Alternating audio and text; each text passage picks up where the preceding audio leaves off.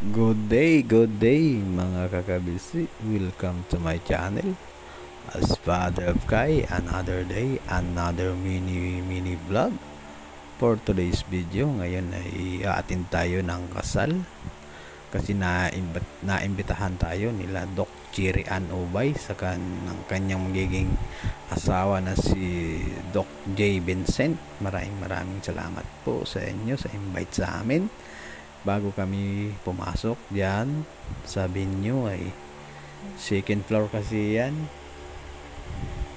kaya dito na tayo sa second floor. Pero bago yan, tinanong muna ang aming mga pangalan kasi lahat ng bisita dito kailangan na yung pangalan mo ay nandyan sa kanila, kaya nagpa-registered muna tayo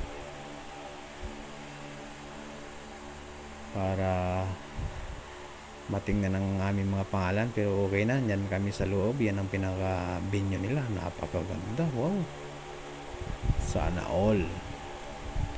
Ang pinakamagandang mangyayari sa buhay ng ikakasal, kaya isang bisis lang yan mangyayari. Kaya nung kinasal kami, ganyan na ganyan din. Kaya naalala ko nung kinasal kami, napakaganda ng venue nila. Naku, mahal siguro yan kasi yan po ay CBJ Clubhouse. Sila na rin yung nag-cater dyan. Kung gusto ninyong magpakasal, try ninyo dyan. Napakaganda yan. Dito lang yan, located sa bayan, malapit sa munisipyo, Eagle Street. Napakaganda. Okay, tinawag na po yung kinasal. Yan na po sila Doc. Pareho po silang doktor. Napakaganda.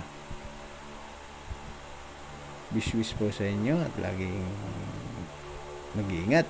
Napakaganda ng venue nila.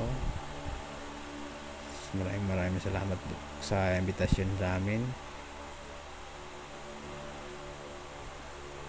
Napakaganda ng place nila. Pinakamagandang mangyayari sa buhay ng babae, napapakasalan sila talaga ang kanilang magiging asawa. Kaya ganyan ang kinasal kami dyan. Dito lang din sa Marikina yan.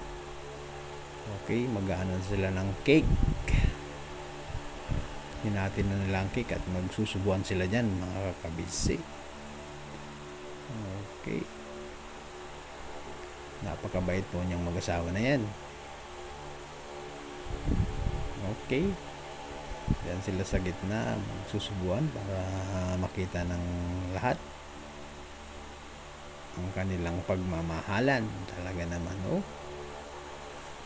napakaganda ng kanilang kasal.